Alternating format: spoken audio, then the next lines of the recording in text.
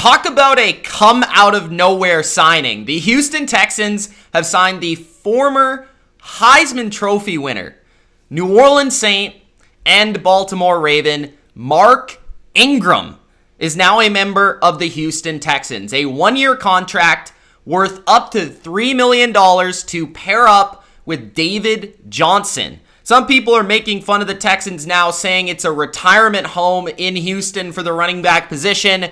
Two formerly fantastic running backs as a duo for the Texans in 2021. But I see this move as more than simply on the field.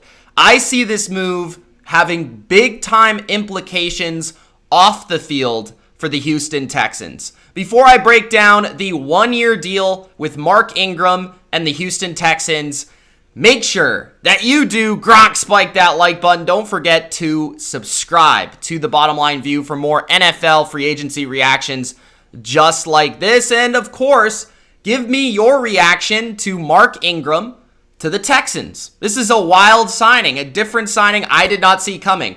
Truthfully, if you would have told me that Mark Ingram was one of the first free agents to have been signed, I would have been quite shocked. Now, I realize he's not under the stipulations of some of these other free agents that have to wait till the actual time period because he was already a free agent. But here's the thing, right? Mark Ingram is a running back who's into his 30s. He's 31 years old, right? Next December, he'll be 32. So he's not young. He's at a position that is about youth, right? It's about fresh legs, and it's not a position that a lot of teams value. So just on the surface, it feels like a weird move to start your free agency if you're the Houston Texans. Like, yeah, let's sign Mark Ingram right off the bat here. 1 year, $3 million. So to me, this says a number of things. First, it says that Mark Ingram probably wasn't going to find a better deal on any other team, right? He probably looked at the Texans as an opportunity to take, okay, up to $3 million this year. I have an opportunity in Houston where maybe I'm going to be the starter there, or at least I'll have the opportunity to split carries with David Johnson. You know, he could catch the football. I can run the football. Maybe we could provide a nice tandem there in Houston. Maybe Mark Ingram looked at this as an opportunity to maybe gain a little bit of a late career resurgence. But let's remember that Mark Ingram's still a quality running back, right? Like, he's not awful. Like, the way I'm speaking about him right now is like he's done, like he's Frank Gore, but he's not. He's not. He's actually maybe Frank Gore like 4 years ago. He's still quality, right? He ran for 4.2 yards per carry. Just last year, he had 1,000 yards. Just taking a look at his statistics from a season ago, yes, they're not eye-popping, right? I ranked him as my running back 15 coming into this free agency before a lot of the cuts happened. He didn't really play a lot last year. He dealt with some injuries. He dealt with J.K. Dobbins being drafted and him being just the more explosive younger back. And of course, like I've said, Mark Ingram isn't Mark Ingram even of 2019. But to me, he's still quality. He's still a piece that you can use in your backfield. 27.2 yards per game, 2 touchdowns, 4.2 yards per attempt. He's had multiple 1,000-yard seasons, couple with New Orleans. He's had near 3 with New Orleans. He's had multiple 10-plus touchdown seasons.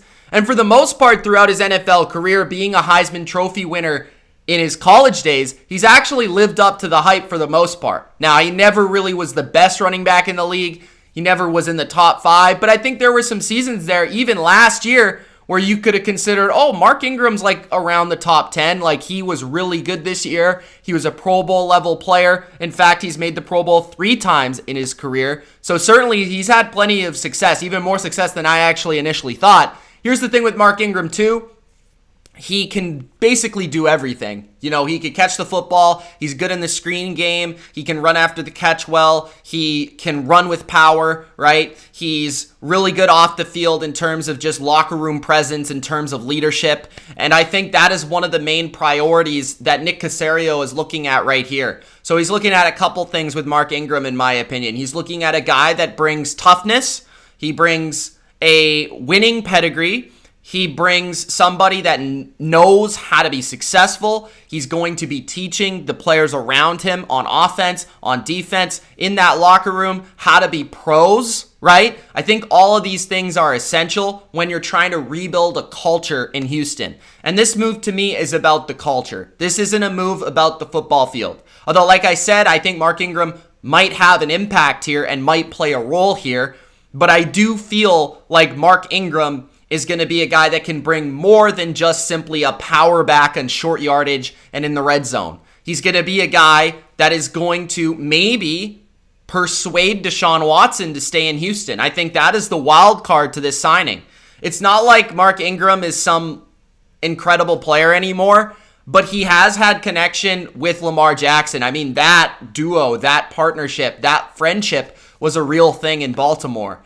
And I do feel like Mark Ingram, Deshaun Watson, like there could be some persuasion there from a guy like Mark Ingram who says like, stick with Houston. They're going through this process. Nick knows what he's doing. Like, I'm here to help it along. I'm here to rebuild this culture as well. And we want to win. We want to win in Houston. Maybe he'll talk him off the ledge, so to speak. So that's another way to look at this signing. So I think this signing is actually really fascinating. We know what Mark Ingram is or isn't on the football field anymore, but he's still, again, a quality number 2, number 3 running back, and he's going to be, more importantly, a leader for the future of this team.